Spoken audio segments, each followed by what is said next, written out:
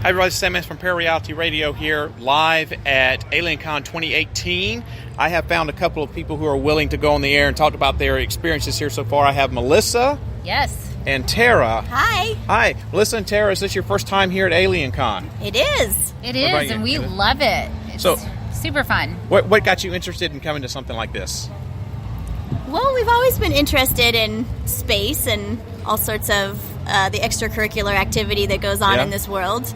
And so we thought, well, let's come and check it out. We went to Conscious Life Expo earlier this year, and that was really fun. That was an eye-opener, but we thought, AlienCon would have the physicist and biologist and the scholars, and it's actually has met every single one of my expectations. It's amazing. Oh, that's great. That's great. So have you had any experiences, ever seen a UFO or been She has a anything great like that? story. I actually did see one, great. and that is actually what perked my interest. I wanted to see, okay, well, how many of these people are real bona fide nut jobs, and how many of these are actually real just citizens that are normal people going about their daily lives and then having an encounter. Yeah, you've got a mix of all that here, Actually, not so much. What I found is most people are pretty average, normal. You've got a lot. I met paleontologists here, scientists, biologists, chemists, doctors, just as mainstream. So there's a lot of intellectuals here. So much like myself, I spent a lot of time flying, and sure enough, one day at the end of the wingspan, there it was. And I had to do a double take, blink my eyes a couple times, and sure enough, as soon as I kind of acknowledged it, it just kind of did this weird shimmer and vanished. Wow. Yeah. Did you tell anyone about it straight away? I or did you? right away. Right away? Yeah, right away. You're not one of those people that's like, oh, I can't tell anyone about this. No. Actually, she tried to tell her husband. She's like, "Look, honey, outside there's an alien." He's like, "Yeah, it's called a." No. He goes. She goes. "Look, honey, I see something outside." He goes, "Yeah, it's called a city." And she's like, "No." I was like, "Yeah." I said, "Honey, there's something outside of the plane," and he's like, "Yeah, it's called a city." And I said, "No. It's a UFO." And as soon as I said that, like I said, it just kind of shimmered and poof, off it went. There it went.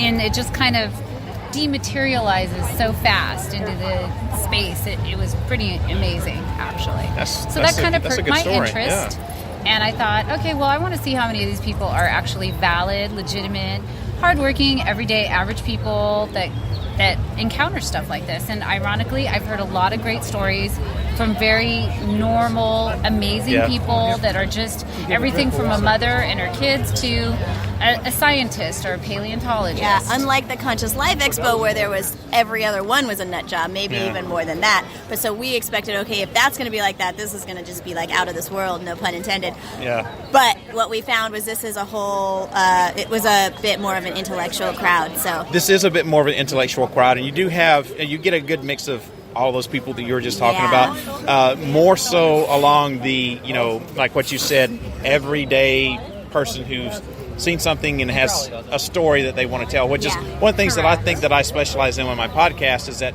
I don't want to talk to Giorgio Tsoukalos and get him on my show. I mean, it'd be great, but I want to talk to everyday people such as yourself who's had some experience they can't explain and they want to be able to tell their story. Yeah. So overall, positive experience here at AlienCon, I'm taking it. Overall, hugely positive experience.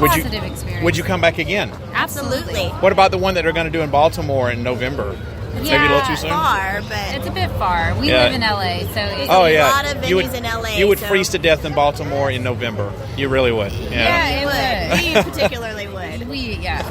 And being in LA, we have there's so many venues to have opportunities like this here. Yeah. We get a little spoiled. Yeah, we're in LA, so we don't really have to go anywhere. Exactly. Well, I think that they're probably going to be trying to do like an East Coast, West Coast convention. Yeah, they would be smart to do that because there were so many people here. My only gripe was day one, there was just purposeless lines everywhere. Yeah. So it wasn't organized very well. Right, and they cleaned it up today was much, much better. Good. But I heard some people inside say they spent an hour and a half standing in line just to get a t-shirt. I mean, that's ridiculous. If that's the case, they need to hire more volunteers to be passing out the shirts, have more opportunities for people to and also just make them round numbers, like maybe $20 so people don't have to fish through their purse, or do like what In-N-Out does where they take their orders beforehand so by the time they get to the station they're ready to pay. I think we're all looking at a lot of growing pains here because the first one had a lot of issues, but Yeah. we're getting better. Yeah. I went to the first one last 2016, and I'm definitely going to be back again. Yeah, So- I love it. So We love thank you, it. ladies, for agreeing to be able to do a quick little on-the-spot interview here. I really appreciate it, and I'll give you the contact information so you can